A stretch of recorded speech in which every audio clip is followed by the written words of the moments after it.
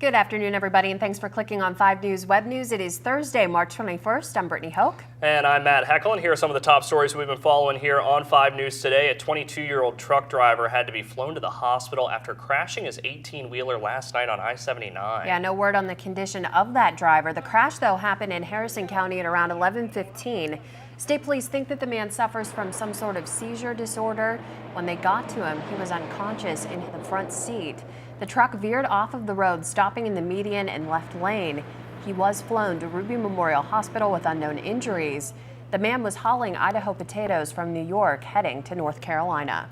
One person had to be flown to the hospital last night after a two-car accident over in Taylor County. That happened just after 8 o'clock last night on Glade Run Road off of Route 50. We're not sure what caused the accident or the condition of the victim. The Sheriff's Department is investigating.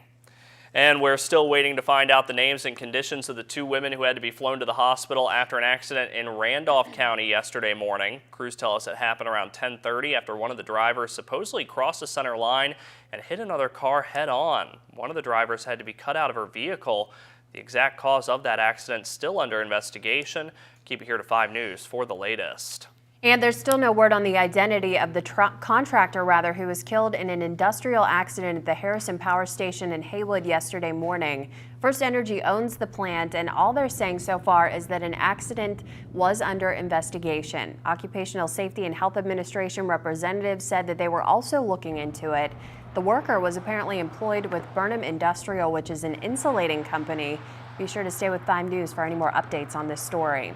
And a pair of robberies last night in Mon County are also under investigation. The first one happened at around 8:30 at All You Need number 3 on East Brockway Avenue. The suspect is described as a thin man who's about 5'7". He took an unknown amount of cash.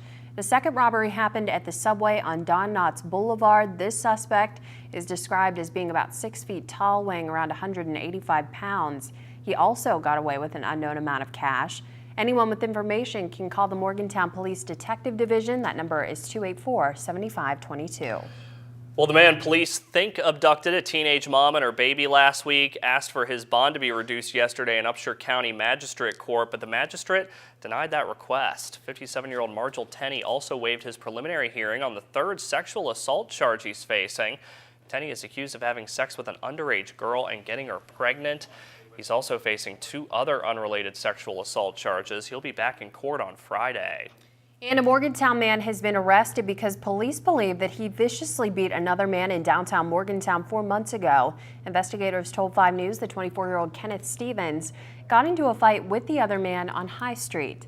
Detectives haven't said what started that fight, but apparently Stevens beat the other man so badly that he got a concussion, several broken teeth, and a broken eye bone. Stevens is out on bond this morning. And Randolph County school officials told 5 News that a bomb threat at Elkins High School yesterday morning was all a hoax. No device was ever found there, and they also believe that a student made the threat. It started at around 8:15 when a student reported that they found a threat written on a girl's bathroom wall. Students from the high school, Midland Elementary School, and the Randolph County Technical Center were all evacuated, and students were sent home just before 10. Officials said that school will resume as normal this morning. And another threat yesterday, this time in Barber County, which marked the second threat in 2 days. On Tuesday, the threat was made at Philippi Elementary School, which turned out to be nothing. Yesterday, it was the middle school's turn, and luckily it appears that, again, that threat was a lie. Students apparently found a handwritten note saying that there was a bomb in the school. Police evacuated the building but found no sign of any bomb. Police are saying that it could be a copycat and a student was probably to blame, but they have to take all of these threats seriously. We have to take them all seriously, and we have to investigate and use the safety action plans. But if these are hoaxes, they need to stop, and we're going to use every bit thing in our power to prosecute who did this and try to put an end to this. And again, school will resume this morning. And before we move on, let's take a little look at what your newsroom's working on for tonight for First at 5 and 5 News at 6. First up, we're going to have the latest on the accident overnight that sent a local truck driver to the hospital. Plus, what you like on Facebook could be revealing a little bit more than you know. We're going to investigate, and Chief Meteorologist Ken Meehan will have a look at your First Alert forecast coming up tonight on First at 5 and 5 News at 6. However, don't expect that snow to go away anytime soon. Cold this morning. First day of spring, too. This is how we're greeting the new season. More winter-like weather. Nastiness. So hopefully Ken Meehan will have some good news tonight. Be sure to tune in tonight for First at 5 and 5 News at 6, but until then, Have a great day, everybody.